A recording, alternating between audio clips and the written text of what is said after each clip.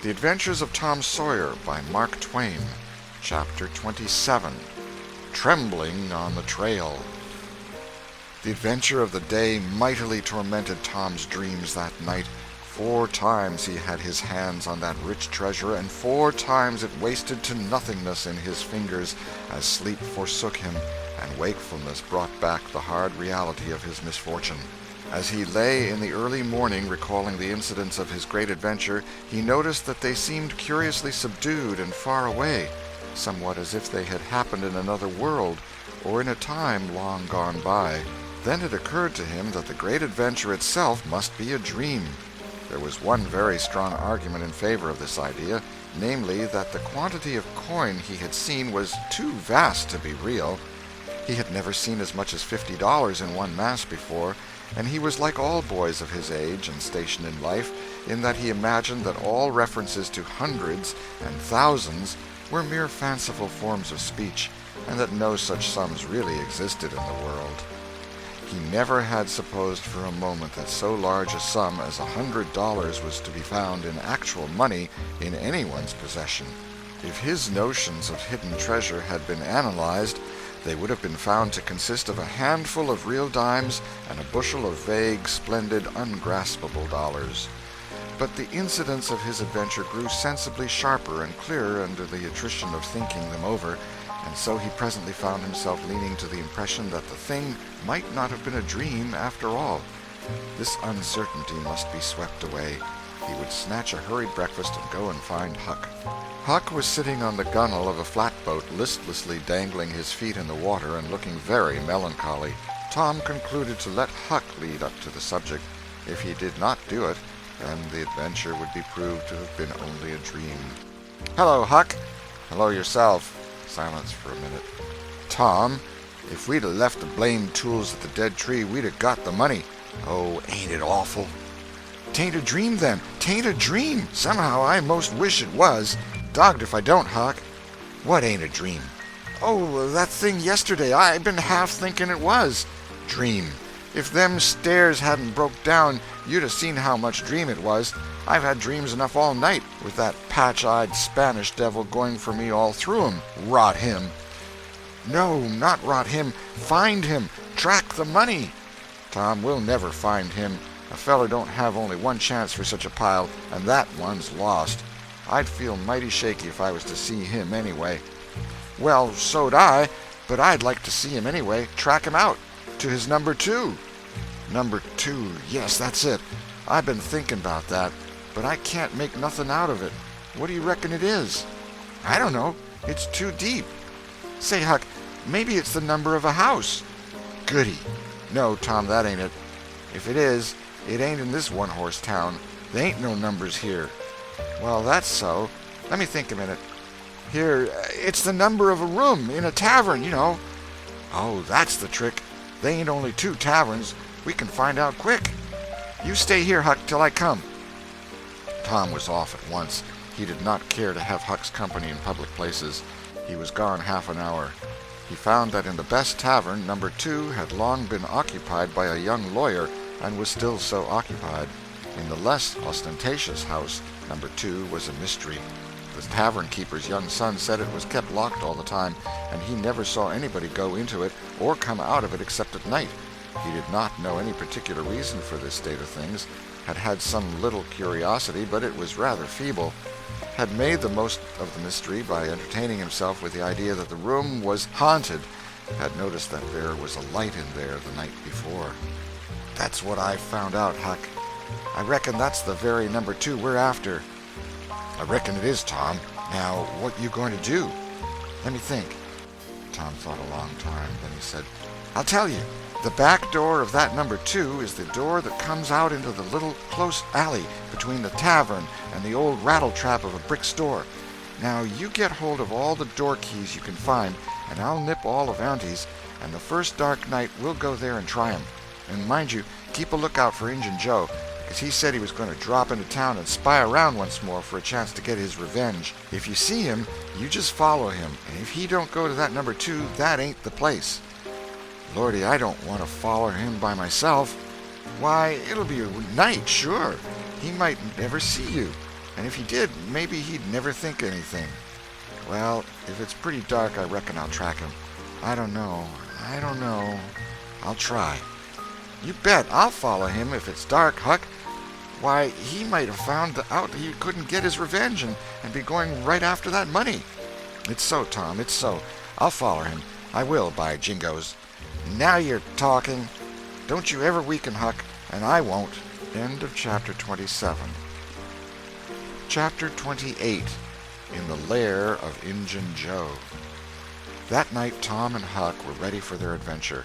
They hung about the neighborhood of the tavern until after 9, one watching the alley at a distance, and the other the tavern door. Nobody entered the alley or left it. Nobody resembling the Spaniard entered or left the tavern door. The night promised to be a fair one, so Tom went home with the understanding that if a considerable degree of darkness came on, Huck was to come and mow, whereupon he would slip out and try the keys. But the night remained clear, and Huck closed his watch and retired to bed in an empty sugar hogshead about 12. Tuesday the boys had the same ill luck, also Wednesday, but Thursday night promised better. Tom slipped out in good season with his aunt's old tin lantern and a large towel to blindfold it with. He hid the lantern in Huck's sugar hogshead, and the watch began. An hour before midnight the tavern closed up, and its lights, the only ones thereabouts, were put out. No Spaniard had been seen. Nobody entered or left the alley. Everything was auspicious. The blackness of darkness reigned. The perfect stillness was interrupted only by occasional mutterings of distant thunder. Tom got his lantern, lit it in the hogshead, wrapped it closely in the towel, and the two adventurers crept in the gloom toward the tavern. Huck stood sentry, and Tom felt his way into the alley. Then there was a season of waiting anxiety that weighed upon Huck's spirits like a mountain. He began to wish he could see a flash from the lantern. It would frighten him, but it would at least tell him that Tom was alive yet. It seemed hours since Tom had disappeared. Surely he must have fainted. Maybe he was dead. Maybe his heart had burst under terror and excitement. In his uneasiness, Huck found himself drawing closer and closer to the alley, fearing all sorts of dreadful things and momentarily expecting some catastrophe to happen that would take away his breath. There was not much to take away, for he seemed only able to inhale it by thimblefuls, and his heart would soon wear itself out, the way it was beating. Suddenly there was a flash of light, and Tom came tearing by him. "Run!" said he. "Run for your life!" He needn't have repeated it. Once was enough. Huck was making 30 or 40 miles an hour before the repetition was uttered. The boys never stopped till they reached the shed of a deserted slaughterhouse at the lower end of the village. Just as they got within its shelter, the storm burst and the rain poured down. As soon as Tom got his breath, he said, "Huck, it was awful. I tried 2 of the keys, just as soft as I could, but they seemed to make such a power of a racket that I couldn't hardly get my breath, I was so scared. They wouldn't turn in the lock either. Well, without noticing what I was doing, I took hold of the knob, and open comes the door. It warn't locked. I hopped in and shook off the towel, and great Caesar's ghost!" What you see, Tom?" "Huck, I most stepped onto Injun Joe's hand." "No." "Yes, he was laying there sound asleep on the floor, with his old patch on his eye and his arms spread out. Lordy, what did you do? Did he wake up?" "No, never budged. Drunk, I reckon. I just grabbed that towel and started." "I'd never thought of the towel, I bet." "Well, I would. My aunt would make me mighty sick if I lost it." "Say, Tom, did you see that box?" "Huck, I didn't wait to look around. I didn't see the box. I didn't see the cross. I didn't see anything but a bottle and a tin cup on the floor by Injun Joe. Yes, and I saw 2 barrels and lots more bottles in the room. Don't you see now? What's the matter with that haunted room?" "How?" "Why, it's haunted with whiskey. Maybe all the temperance taverns have got a haunted room, hey, Huck?" "Well, I reckon maybe that's so. Who'd have thought such a thing? But say, Tom, now's a mighty good time to get that box if Injun Joe's drunk." "It is that. You try it." Huck shuddered. "Well, no, I reckon not." "And I reckon not, Huck. Only 1 bottle alongside of Injun Joe ain't enough. If there'd been 3, he'd be drunk enough, and I'd do it." There was a long pause for reflection, and then Tom said, "Looky here, Huck, let's not try that thing any more till we know Injun Joe's not in there. It's too scary. Now, if we watch every night, we'll be dead sure to see him go out, sometime or other, and then we'll snatch that box quicker'n lightning." Well, I'm agreed. I'll watch the whole night long, and I'll do it every night, too, if you'll do the other part of the job. All right, I will. All you got to do is to trot up Hooper Street a block and mow, and if I'm asleep, you throw some gravel at the window, and that'll fetch me. Agreed, and good as wheat.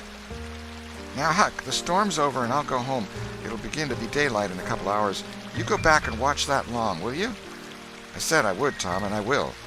I'll haunt that tavern every night for a year. I'll sleep all day, and I'll stand watch all night. That's all right. Now, where are you going to sleep? In Ben Rogers' hayloft. He lets me, and so does his pap's nigger man, Uncle Jake. I tote water for Uncle Jake whenever he wants me to, and any time I ask him, he gives me a little something to eat if he can spare it. That's a mighty good nigger, Tom. He likes me, because I don't ever act as if I was above him. Sometimes I set right down and eat with him, but you needn't tell that. A body's got to do things when he's awful hungry he wouldn't want to do as a steady thing. Well, if I don't want you in the daytime, I'll let you sleep. I won't come bothering round. Anytime you see something's up in the night, just skip right around and mow.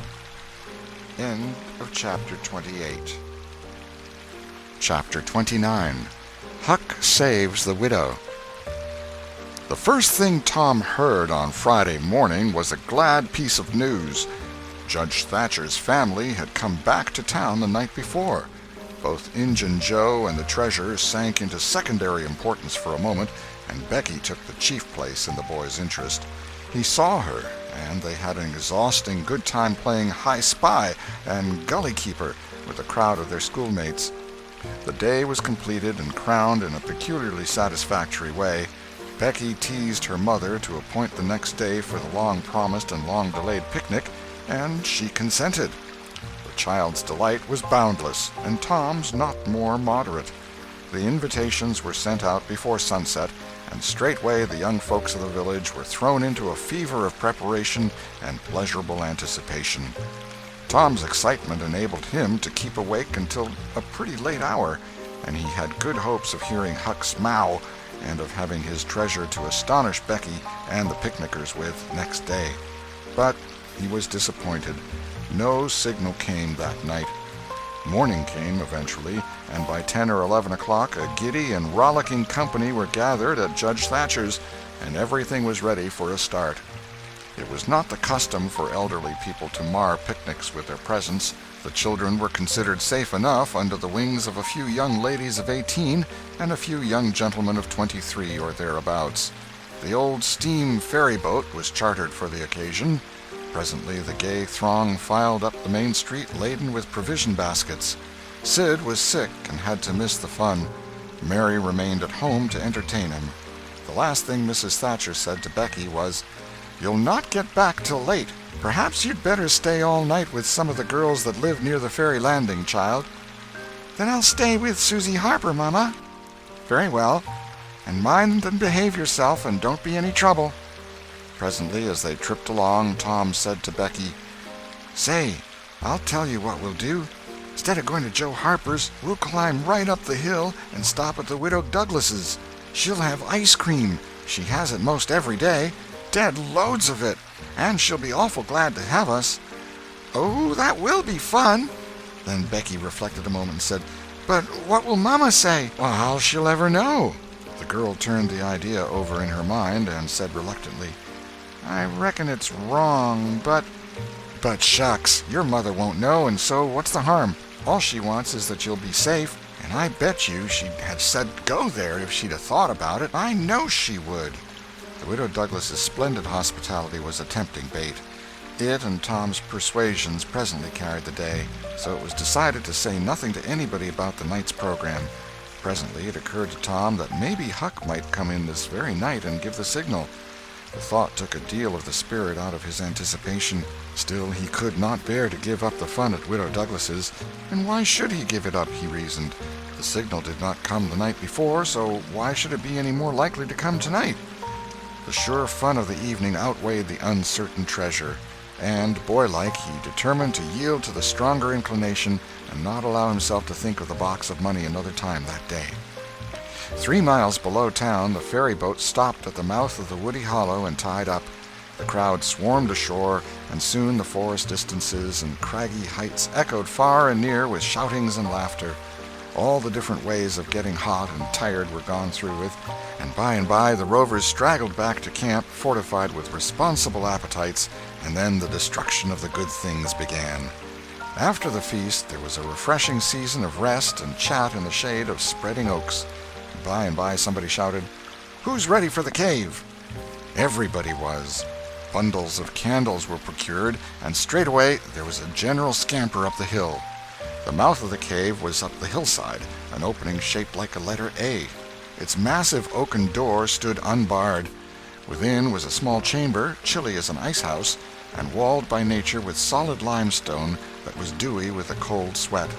It was romantic and mysterious to stand here in the deep gloom and look out upon the green valley shining in the sun. But the impressiveness of the situation quickly wore off, and the romping began again. The moment a candle was lighted there was a general rush upon the owner of it. A struggle and a gallant defense followed, but the candle was soon knocked down or blown out, and then there was a glad clamor of laughter and a new chase.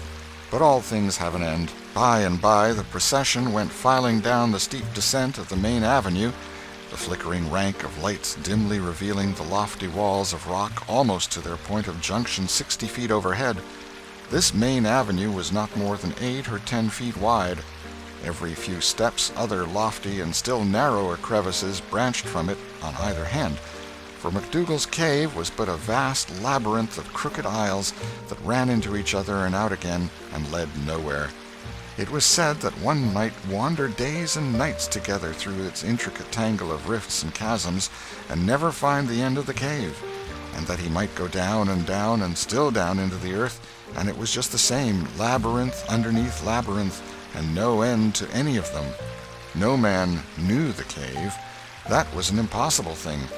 Most of the young men knew a portion of it, and it was not customary to venture much beyond this known portion. Tom Sawyer knew as much of the cave as anyone. The procession moved along the main avenue some 3/4 of a mile, then groups and couples began to slip aside into branch avenues, fly along the dismal corridors, and take each other by surprise at points where the corridors joined again. Parties were able to elude each other for the space of half an hour without going beyond the known ground. By and by, one group after another came straggling back to the mouth of the cave, panting, hilarious, smeared from head to foot with tallow drippings, daubed with clay, and entirely delighted with the success of the day. Then they were astonished to find that they had been taking no note of time, and that night was about at hand. The clanging bell had been calling for half an hour. However, this sort of close to the day's adventures was romantic and therefore satisfactory. When the ferry-boat with her wild freight pushed into the stream, nobody cared sixpence for the wasted time but the captain of the craft. Huck was already upon his watch when the ferry-boat's lights went glinting past the wharf. He heard no noise on board, for the young people were as subdued and still as people usually are who are nearly tired to death. He wondered what boat it was, and why she did not stop at the wharf, and then he dropped her out of his mind and put his attention upon his business. The night was growing cloudy and dark. 10 o'clock came, and the noise of vehicles ceased. Scattered lights began to wink out. All straggling foot-passengers disappeared. The village betook itself to its slumbers and left the small watcher alone with the silence and the ghosts. 11 o'clock came, and the tavern lights were put out. Darkness everywhere now. Huck waited what seemed a weary long time, but nothing happened. His faith was weakening. Was there any use? Was there really any use? Why not give it up and turn in? A noise fell upon his ear. He was all attention in an instant. The alley door closed softly. He sprang to the corner of the brick store. The next moment 2 men brushed by him, and one seemed to have something under his arm. It must be that box. So they were going to remove the treasure. Why call Tom now? It would be absurd. The men would get away with the box and never be found again. No, he would stick to their wake and follow them. He would trust to the darkness for security from discovery. So, communing with himself, Huck stepped out and glided along behind the men, cat-like, with bare feet, allowing them to keep just far enough ahead not to be invisible. They moved up the river street 3 blocks, then turned to the left up the cross street. They went straight ahead then until they came to the path that led up Cardiff Hill. This they took. They passed by the old Welshman's house, halfway up the hill, without hesitating, and still climbed upward. Good, thought Huck, they will bury it in the old quarry. But they never stopped at the quarry. They passed on up the summit. They plunged into the narrow path between the tall sumac bushes and were at once hidden in the gloom. Huck closed up and shortened his distance now, for they would never be able to see him. He trotted along a while, then slackened his pace, fearing he was gaining too fast, moved on a piece, then stopped altogether, listened. No sound. None, save that he seemed to hear the beating of his own heart. The hooting of an owl came from over the hill. Ominous sound, but no footsteps. Heavens, was everything lost? He was about to spring with winged feet when a man cleared his throat not 4 feet from him. Huck's heart shot into his throat, but he swallowed it again. And then he stood there, shaking as if a dozen agues had taken charge of him at once, and so weak that he thought he must surely fall to the ground. He knew where he was. He knew he was within 5 steps of the stile leading into Widow Douglas's grounds. Very well, he thought, let them bury it there. It won't be hard to find. Now there was a voice, a very low voice, Injun Joe's. Damn her. Maybe she's got company. There's lights, late as it is. I can't see any. This was that stranger's voice, the stranger of the haunted house. A deadly chill went to Huck's heart. This, then, was the revenge job. His thought was to fly.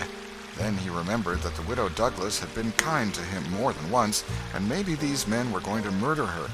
He wished he dared venture to warn her, but he knew he didn't dare. They might come and catch him. He thought all this and more in the moment that elapsed between the stranger's remark and Injun Joe's next, which was, "Because the bush is in your way. Now this way. Now you see, don't you?" "Yes. Well, there is company there, I reckon. Better give it up." "Give it up? And I just leaving this country forever? Give it up and maybe never have another chance? I tell you again, as I've told you before, I don't care for her swag. You may have it. But her husband was rough on me. Many times he was rough on me. And mainly he was the justice of the peace that jugged me for a vagrant. And that ain't all. It ain't a millionth part of it. He had me horsewhipped. Horsewhipped in front of the jail like a nigger, with all the town looking on. Horsewhipped, do you understand? He took advantage of me and died, but I'll take it out of her." "Oh, don't kill her. Don't do that." "Kill? Who said anything about killing? I would kill him if he were here, but not her. When you want to get revenge on a woman, you don't kill her. Bosh, you go for her looks. You slit her nostrils. You notch her ears like a sow. By God, that's... Keep your opinion to yourself. It will be safest for you. I'll tie her to the bed. If she bleeds to death, is that my fault? I'll not cry if she does. My friend, you'll help in this thing, for my sake. That's why you're here. I mightn't be able alone. If you flinch, I'll kill you. Do you understand that? And if I have to kill you, I'll kill her. And then I reckon nobody'll ever know much about who done this business." "Well, if it's got to be done, let's get at it. The quicker the better. I'm all in a shiver." "Do it now? And company there? Look here, I'll get suspicious of you first thing you know. No, we'll wait till the lights are out. There's no hurry." Huck felt that a silence was going to ensue, a thing still more awful than any amount of murderous talk, so he held his breath and stepped gingerly back, planted his foot carefully and firmly, after balancing, one-legged, in a precarious way, and almost toppling over, first on one side and then on the other. He took another step back with the same elaboration and the same risks, then another and another, and a twig snapped under his foot. His breath stopped and he listened. There was no sound. The stillness was perfect. His gratitude was measureless. Now he turned in his tracks between the walls of sumac bushes, turned himself as carefully as if he were a ship, and then stepped quickly but cautiously along. When he emerged at the quarry he felt secure, and so he picked up his nimble heels and flew. Down, down he sped till he reached the Welshman's. He banged at the door, and presently the heads of the old man and his 2 stalwart sons were thrust from windows. "What's the row there? Who's banging? What do you want?" Let me in, quick! I'll tell everything!" "Why, who are you?" "Huckleberry Finn! Quick, let me in!" "Huckleberry Finn, indeed. It ain't a name to open many doors, I judge. But let him in, lads, and let's see what's the trouble." "Please don't ever tell I told you," were Huck's first words when he got in. "Please don't. I'd be killed, sure. But the widow's been good friends to me sometimes, and I want to tell. I will tell if you'll promise you won't ever say it was me." "By George, he has got something to tell, or he wouldn't act so," exclaimed the old man. "Out with it, and nobody here'll ever tell, lad." 3 minutes later, the old man and his sons, well armed, were up the hill and just entering the sumac path on tiptoe, their weapons in their hands. Huck accompanied them no farther. He hid behind a great boulder and fell to listening. There was a lagging, anxious silence, and then all of a sudden there was an explosion of firearms and a cry. Huck waited for no particulars. He sprang away and sped down the hill as fast as his legs could carry him. End of Chapter 29. Chapter 30. Tom and Becky in the Cave. As the earliest suspicion of dawn appeared on Sunday morning, Huck came groping up the hill and rapped gently at the old Welshman's door. The inmates were asleep, but it was a sleep that was set on a hair-trigger on account of the exciting episode of the night. A call came from the window. "Who's there?" Huck's scared voice answered in a low tone. "Please let me in. It's only Huck Finn." "It's a name that can open this door night or day, lad, and welcome." These were strange words to the vagabond boy's ears, and the pleasantest he had ever heard. He could not recollect that the closing word had ever been applied in his case before. The door was quickly unlocked, and he entered. Huck was given a seat, and the old man and his brace of tall sons speedily dressed themselves. "Now, my boy, I hope you're good and hungry, because breakfast will be ready as soon as the sun's up, and we'll have a piping hot one, too. Make yourself easy about that. I and the boys hoped you'd turn up and stop here last night." "I was awful scared," said Huck, "and I run. I took out when the pistols went off, and I didn't stop for 3 miles. I've come now because I wanted to know about it, you know, and I come before daylight because I didn't want to run across them devils, even if they was dead." "Well, poor chap, you do look as if you'd had a hard night of it. But there's a bed here for you when you've had your breakfast. No, they ain't dead, lad. We're sorry enough for that. You see, we knew right where to put our hands on them, by your description. So we crept along on tiptoe till we got within 15 feet of them, dark as a cellar that sumac path was. And just then I found I was going to sneeze. It was the meanest kind of luck. I tried to keep it back, but no use. It was bound to come, and it did come. I was in the lead with my pistol raised, and when the sneeze started, those scoundrels were rustling to get out of the path. I sung out, "Fire, boys!" and blazed away at the place where the rustling was. So did the boys, but they were off in a jiffy, those villains, and we after them down through the woods. I judge we never touched them. They fired a shot apiece as they started, but their bullets whizzed by and didn't do us any harm. As soon as we lost the sound of their feet, we quit chasing and went down and stirred up the constables. They got a posse together and went off to guard the riverbank. And as soon as it is light, the sheriff and a gang are going to beat up the woods. My boys will be with them presently. I wish we had some sort of description of those rascals. 'Twould help a good deal. But you couldn't see what they were like in the dark, lad, I suppose." "Oh, yes, I saw them downtown and followed them." "Splendid. Describe them. Describe them, my boy." "One's the old deaf and dumb Spaniard that's been round here once or twice, and t'other's a mean-looking, ragged—" "That's enough, lad. We know the men. Happened on them in the woods back of the widow's one day, and they slunk away. Off with you, boys, and tell the sheriff. Get your breakfast tomorrow morning." The Welshman's sons departed at once. As they were leaving the room, Huck sprang up and exclaimed, "Oh, please don't tell anybody it was me that blowed on them. Oh, please." "All right if you say it, Huck, but you ought to have the credit of what you did." "Oh, no, please don't tell." When the young men were gone, the old Welshman said, "They won't tell, and I won't. But why don't you want it known?" Huck would not explain, further than to say that he already knew too much about one of those men, and would not have the man know that he knew anything against him for the whole world. He would be killed for knowing it, sure. The old man promised secrecy once more, and said, "How did you come to follow these fellows, lad? Were they looking suspicious?" Huck was silent while he framed a duly cautious reply. Then he said, Well, you see, I'm a kind of a hard lot, at least everybody says so, and I don't see nothing agin it, and sometimes I can't sleep much on accounts of thinking about it and sort of trying to strike out a new way of doing. That was the way it was last night. I couldn't sleep, and so I come along up street about midnight, turning it all over, and when I got to that old shackly brick store by the Temperance Tavern, I backed up agin the wall to have another think. Well, just then along comes these two chaps slipping along close by me with something under their arm, and I reckoned they'd stole it. One was a-smoking, and t'other one wanted a light, so they stopped right before me, and the cigars lit up their faces, and I see that the big one was the deaf and dumb Spaniard, by his white whiskers and the patch on his eye, and t'other one was a rusty, ragged-looking devil. Could you see the rags by the light of the cigars? This staggered Huck for a moment. Then he said, "Well, I don't know, but somehow it seems as if I did." Then they went on, and you followed them. Yes, that was it. I wanted to see what was up. They sneaked along so.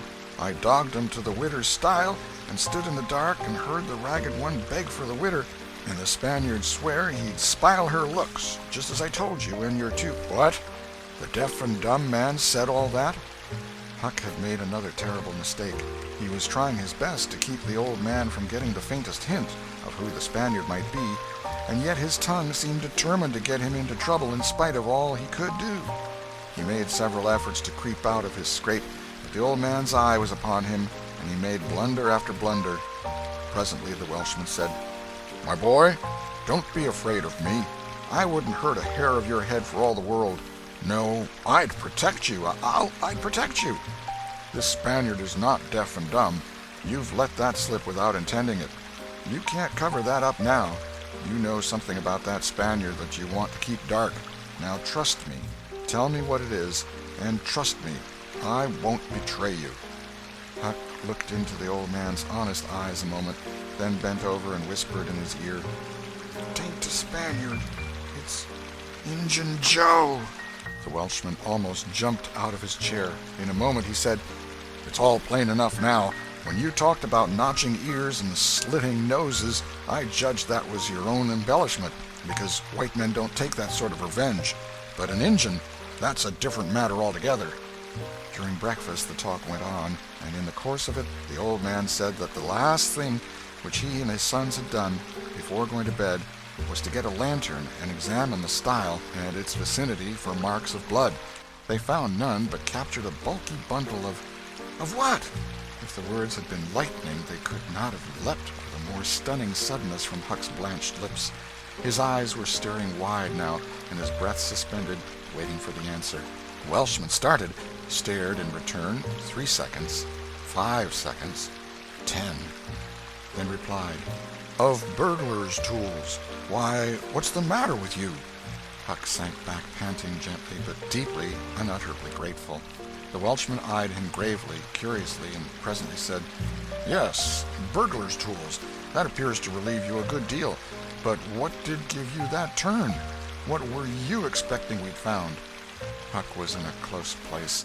The inquiring eye was upon him. He would have given anything for material for a plausible answer. Nothing suggested itself. The inquiring eye was boring deeper and deeper. A senseless reply offered. There was no time to weigh it. So, at a venture, he uttered it, feebly. "Sunday school books, maybe?" Poor Huck was too distressed to smile, but the old man laughed loud and joyously, shook up the details of his anatomy from head to foot, and ended by saying that such a laugh was money in a man's pocket, because it cut down the doctor's bills like everything. Then he added, "Poor old chap, you're white and jaded. You ain't well a bit. No wonder you're a little flighty and off your balance. But you'll come out of it. Rest and sleep.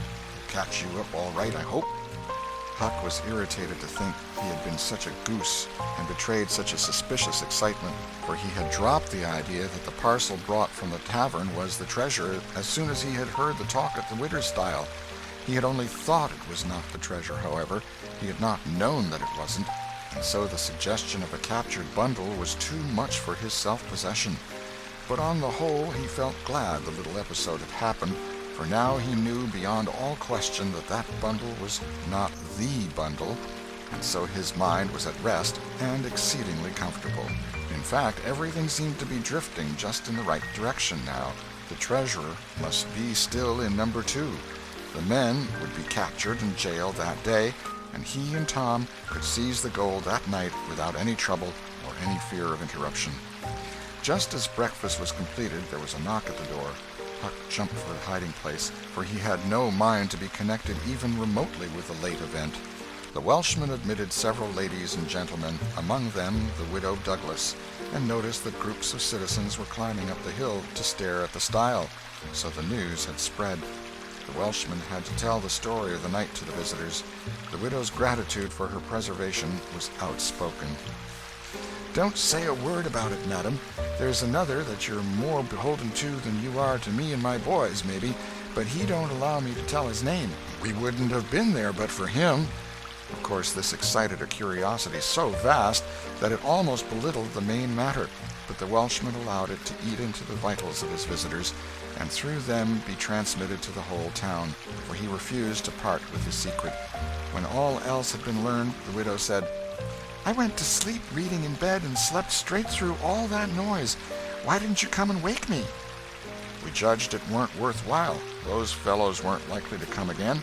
They hadn't any tools left to work with, and what was the use of waking you up and scaring you to death? My 3 Negro men stood guard at your house all the rest of the night. They've just come back." More visitors came, and the story had to be told and retold for a couple of hours more. There was no Sabbath school during day school vacation, but everybody was early at church. The stirring event was well canvassed. News came that not a sign of the 2 villains had been yet discovered.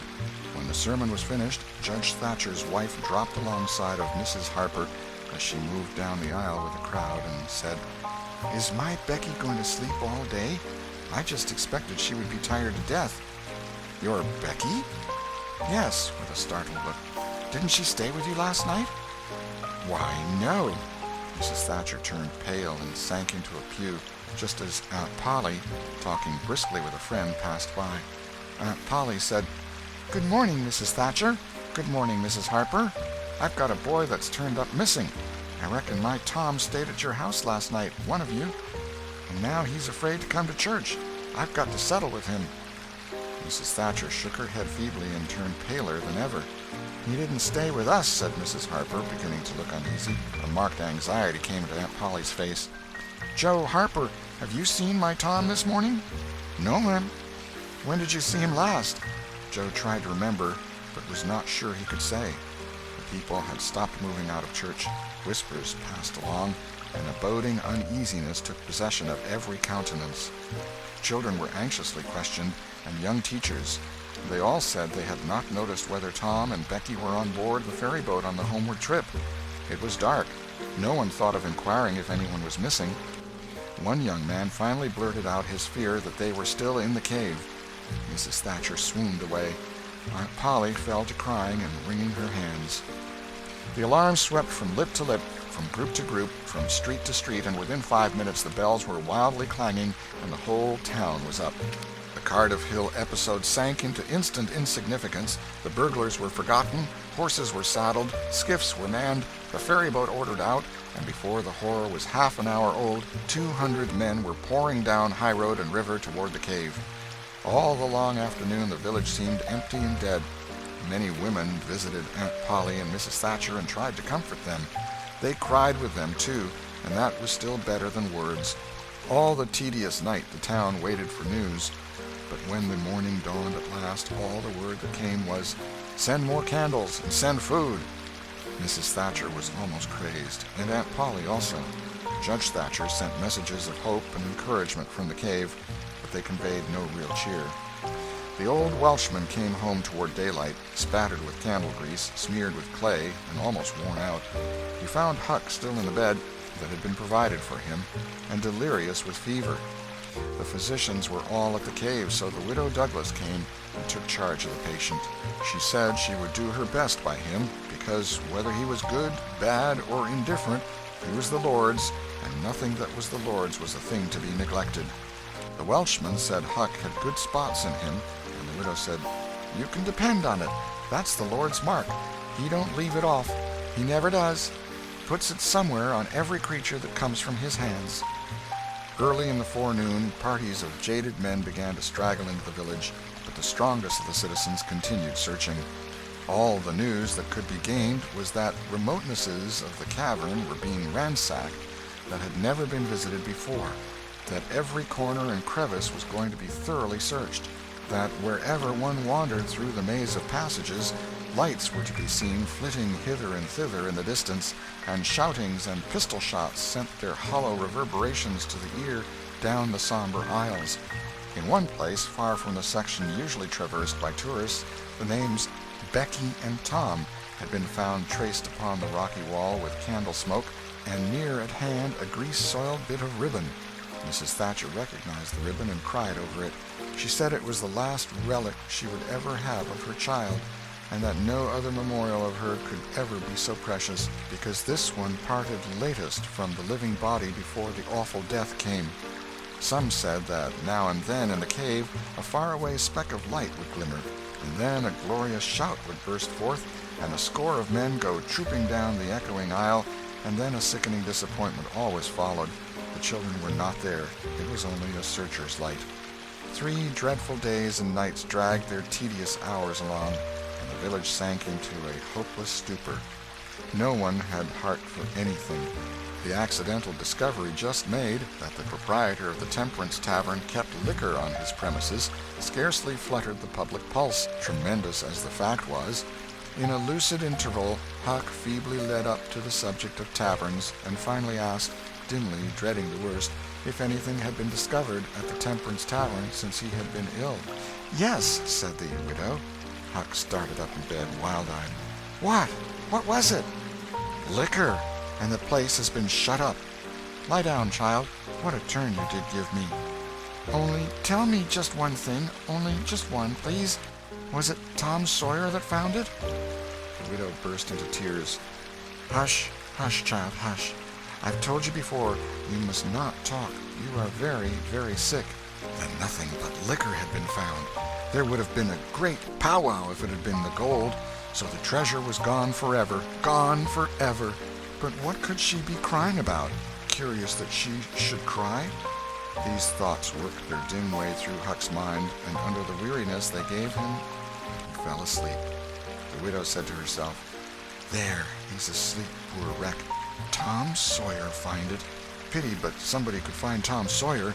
Ah, there ain't many left now that's got hope enough, or strength enough either, to go on searching." End of Chapter 30. Chapter 31, Found and Lost Again. Now to return to Tom and Becky's share in the picnic. They tripped along the murky aisles with the rest of the company, visiting the familiar wonders of the cave, wonders dubbed with rather over-descriptive names such as the drawing room, the cathedral, Aladdin's palace, and so on. Presently the hide-and-seek frolicking began, and Tom and Becky engaged in it with zeal until the exertion began to grow a trifle wearisome. Then they wandered down a sinuous avenue, holding their candles aloft and reading the tangled webwork of names, dates, post-office addresses, and mottos with which the rocky walls had been frescoed in the candle smoke. Still drifting along and talking, they scarcely noticed that they were now in a part of the cave whose walls were not frescoed. They smoked their own names under an overhanging shelf and moved on. Presently they came to a place where a little stream of water, trickling over a ledge and carrying a limestone sediment with it, had, in the slow-dragging ages, formed a laced and ruffled Niagara in gleaming and imperishable stone. Tom squeezed his small body behind it in order to illuminate it for Becky's gratification. He found that it curtained a sort of steep natural stairway which was enclosed between narrow walls, and at once the ambition to be a discoverer seized him. Becky responded to his call, and they made a smoke mark for future guidance and started upon their quest. They wound this way and that, far down into the secret depths of the cave, made another mark, and branched off in search of novelties to tell the upper world about. In one place they found a spacious cavern, from whose ceiling depended a multitude of shining stalactites of the length and circumference of a man's leg. They walked all about it, wondering and admiring, and presently left it by one of the numerous passages that opened into it. This shortly brought them to a bewitching spring, whose basin was encrusted with a frostwork of glittering crystals. It was in the midst of a cavern whose walls were supported by many fantastic pillars, which had been formed by the joining of great stalactites and stalagmites together, the result of the ceaseless water drip of centuries. Under the roof, vast knots of bats had packed themselves together, thousands in a bunch. The lights disturbed the creatures, and they came flocking down by hundreds, squeaking and darting furiously at the candles. Tom knew their ways and the danger of this sort of conduct. He seized Becky's hand and hurried her into the first corridor that offered, and none too soon, for a bat struck Becky's light out with its wing while she was passing out of the cavern. The bats chased the children a good distance, but the fugitives plunged into every new passage that offered, and at last got rid of the perilous things. Tom found a subterranean lake shortly, which stretched its dim length away until its shape was lost in the shadows. He wanted to explore its borders, but concluded that it would be best to sit down and rest a while first. Now, for the first time, the deep stillness of the place laid a clammy hand upon the spirits of the children. Becky said, "Why, I didn't notice, but it seems ever so long since I heard of any of the others." "Come to think, Becky, we are away down below them, and I don't know how far away north or south or east or whichever it is. We couldn't hear them here." Becky grew apprehensive. "I wonder how long we've been down here, Tom. We better start back." "Yes, I reckon we better. Perhaps we better. Can you find the way, Tom? It's all a mixed-up crookedness to me." "I reckon I could find it, but then the bats. If they put both of our candles out, it will be an awful fix. Let's try some other way, so as not to go through there." "Well, but I hope we won't get lost. It would be so awful." And the girl shuddered at the thought of the dreadful possibilities. They started through a corridor and traversed it in silence a long way, glancing at each new opening to see if there was anything familiar about the look of it, but they were all strange. Every time Tom made an examination, Becky would watch his face for an encouraging sign, and he would say cheerily, "Oh, it's all right. This ain't the one, but we'll come to it right away." But he felt less and less hopeful with each failure, and presently began to turn off into diverging avenues at sheer random in desperate hope of finding the one that was wanted.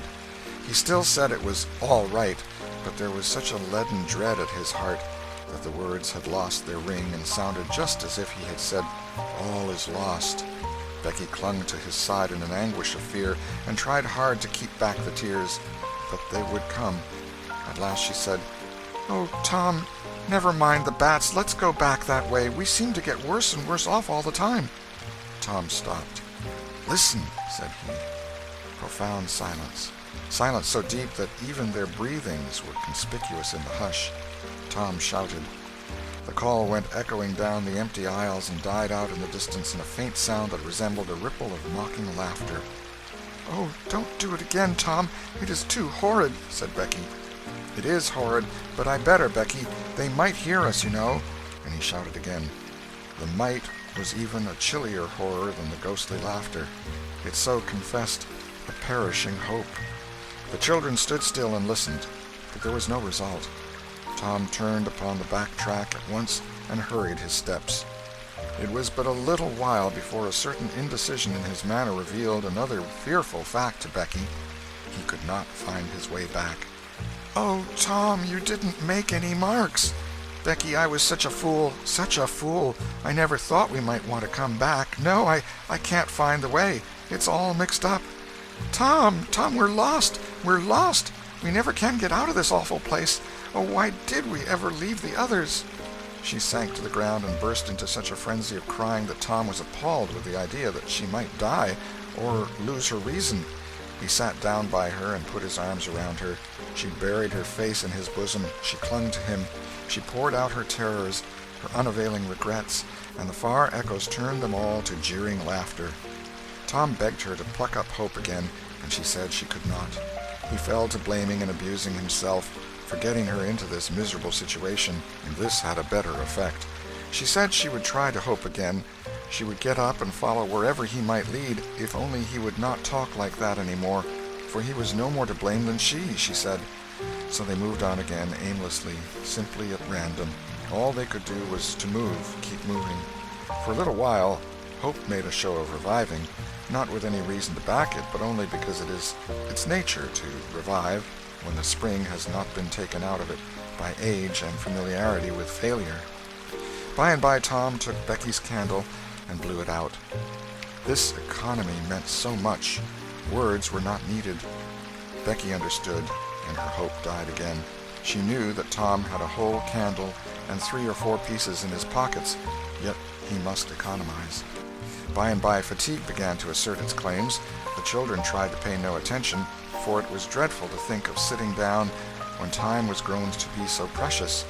Moving in some direction, in any direction, was at least progress and might bear fruit, but to sit down was to invite death and shorten its pursuit. At last Becky's frail limbs refused to carry her farther. She sat down. Tom rested with her, and they talked of home and the friends there and the comfortable beds and, above all, the light. Becky cried, and Tom tried to think of some way of comforting her, but all his encouragements were grown threadbare with use and sounded like sarcasms. Fatigue bore so heavily upon Becky that she drowsed off to sleep. Tom was grateful. He sat looking into her drawn face and saw it grow smooth and natural under the influence of pleasant dreams, and by a smile dawned and rested there. The peaceful face reflected somewhat of peace and healing into his own spirit, and his thoughts wandered away to bygone times and dreamy memories. While he was deep in his musings, Becky woke up with a breezy little laugh, but it was stricken dead upon her lips, and a groan followed it. "Oh, how could I sleep? I wish I never had waked. No, I don't, Tom. Don't look so. I won't say it again." "I'm glad you've slept, Becky. You'll feel rested now, and we'll find the way out." "We can try, Tom, but I've seen such a beautiful country in my dream. I reckon we are going there." "Maybe not. Maybe not. Cheer up, Becky, and let's go on trying." They rose up and wandered along hand in hand and hopeless. They tried to estimate how long they had been in the cave, but all they knew was that it seemed days and weeks, and yet it was plain that this could not be, for their candles were not gone yet. A long time after this, they could not tell how long, Tom said they must go softly and listen to dripping water. They must find a spring.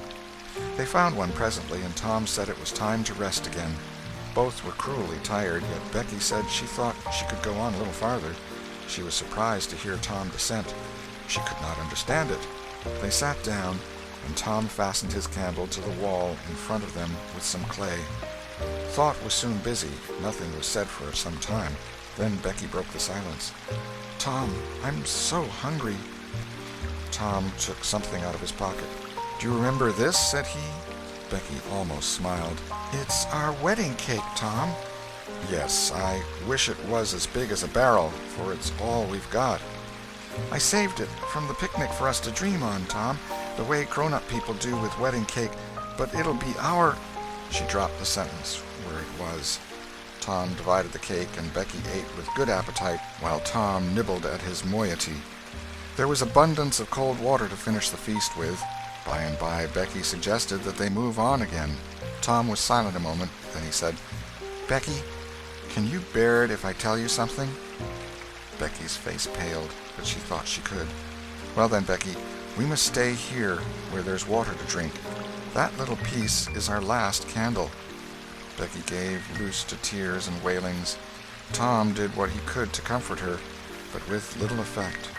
At length Becky said, "Tom." "Well, Becky, they'll miss us and hunt for us." "Yes, they will. Certainly they will." "Maybe they're hunting for us now, Tom." "Why, I reckon maybe they are. I hope they are." "When would they miss us, Tom?" "When they get back to the boat, I reckon." "Tom, it might be dark then. Would they notice we hadn't come?" "I don't know. But anyway, your mother would miss you as soon as they got home."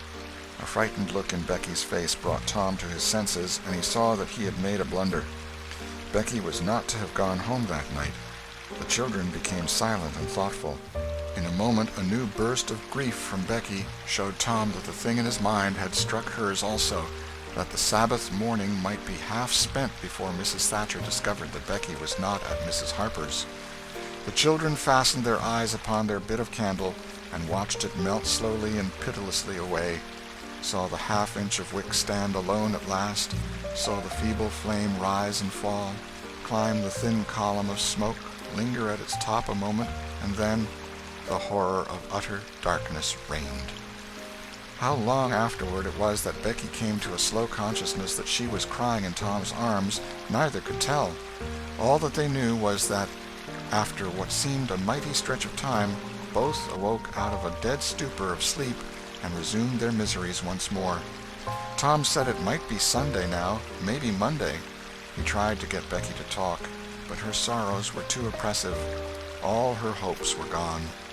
Tom said that they must have been missed long ago, and no doubt the search was going on. He would shout, and maybe someone would come.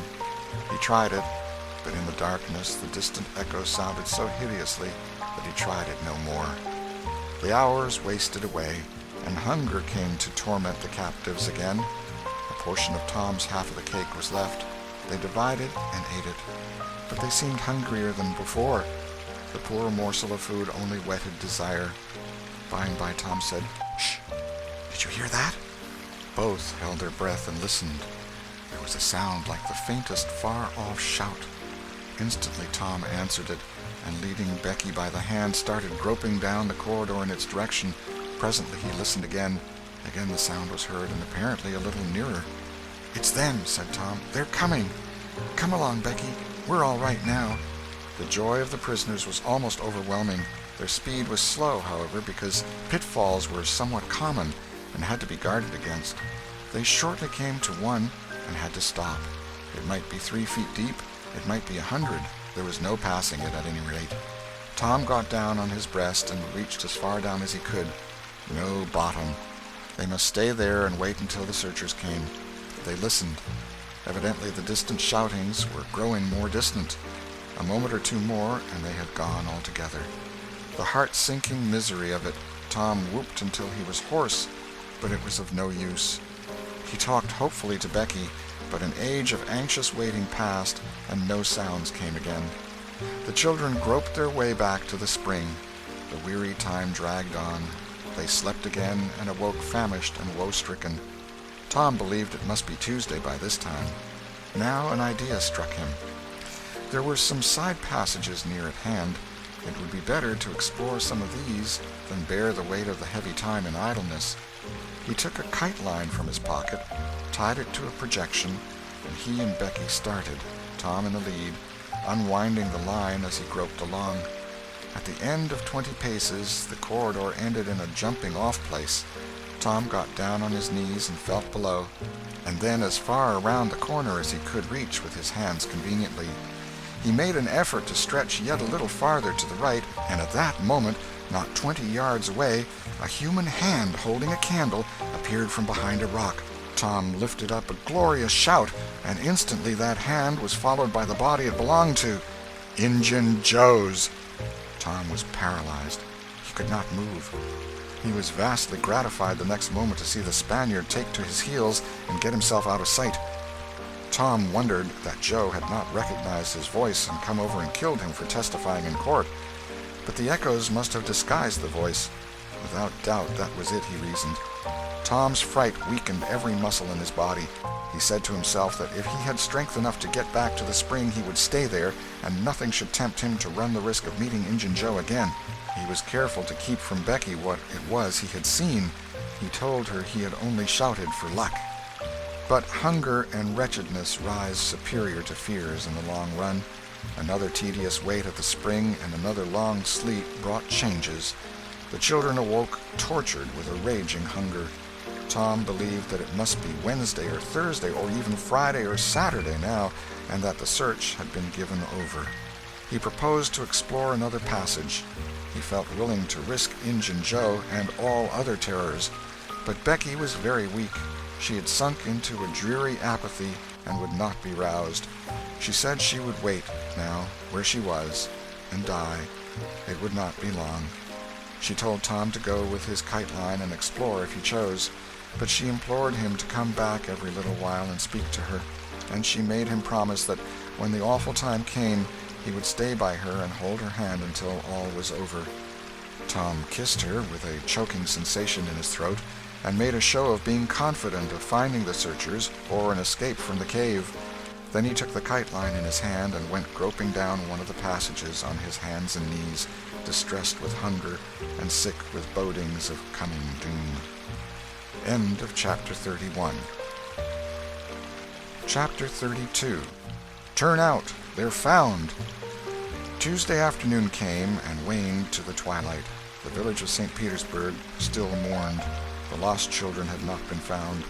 Public prayers had been offered up for them, and many a private prayer that had the petitioner's whole heart in it, but still no good news came from the cave. The majority of the searchers had given up the quest and gone back to their daily vocations, saying that it was plain the children could never be found. Mrs. Thatcher was very ill, and a great part of the time delirious. People said it was heartbreaking to hear her call her child, and raise her head and listen a whole minute at a time, then lay it wearily down again with a moan. Aunt Polly had drooped into a settled melancholy, and her gray hair had grown almost white. The village went to its rest on Tuesday night, sad and forlorn. Away in the middle of the night, a wild peal burst from the village bells, and in a moment the streets were swarming with frantic half-clad people who shouted, "Turn out! Turn out! They're found! They're found!" Tin pans and horns were added to the din. The population massed itself and moved toward the river, met the children coming in an open carriage drawn by shouting citizens, thronged around it, joined its homeward march, and swept magnificently up the main street roaring huzzah after huzzah. The village was illuminated. Nobody went to bed again. It was the greatest night the little town had ever seen. During the first half hour, a procession of villagers filed through Judge Thatcher's house, seized the saved ones and kissed them, squeezed Mrs. Thatcher's hand, tried to speak but couldn't, and drifted out, raining tears all over the place. Aunt Polly's happiness was complete, and Mrs. Thatcher's nearly so. It would be complete, however, as soon as the messenger dispatched with the great news to the cave should get the word to her husband. Tom lay upon a sofa with an eager auditory about him and told the history of the wonderful adventure, putting in many striking additions to adorn it withal, and closed with a description of how he left Becky and went on an exploring expedition, how he followed 2 avenues as far as his kite line would reach, how he followed a third to the fullest stretch of the kite line, and was about to turn back when he glimpsed a far-off speck that looked like daylight, dropped the line and groped toward it, pushed his head and shoulders through a small hole, and saw the broad Mississippi rolling by. And if it had only happened to be night, he would not have seen that speck of daylight, and would not have explored that passage any more. He told how he went back for Becky, and broke the good news, and she told him not to fret her with such stuff, for she was tired, and knew she was going to die, and wanted to.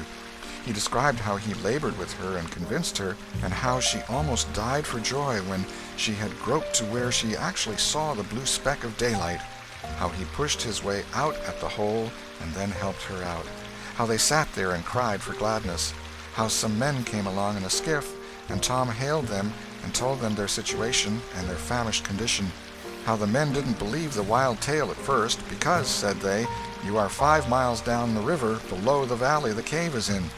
Then took them aboard, rode to a house, gave them supper, made them rest till 2 or 3 hours after dark, and then brought them home. Before day dawned, Judge Thatcher and the handful of searchers with him were tracked out in the cave by the twined clues they had strung behind them, and informed of the great news. 3 days and nights of toil and hunger in the cave were not to be shaken off at once, as Tom and Becky soon discovered. They were bedridden all of Wednesday and Thursday, and seemed to grow more and more tired and worn all the time. Tom got about a little on Thursday, was downtown Friday, and nearly as whole as ever Saturday, but Becky did not leave her room until Sunday, and then she looked as if she had passed through a wasting illness. Tom learned of Huck's sickness and went to see him on Friday, but could not be admitted to the bedroom.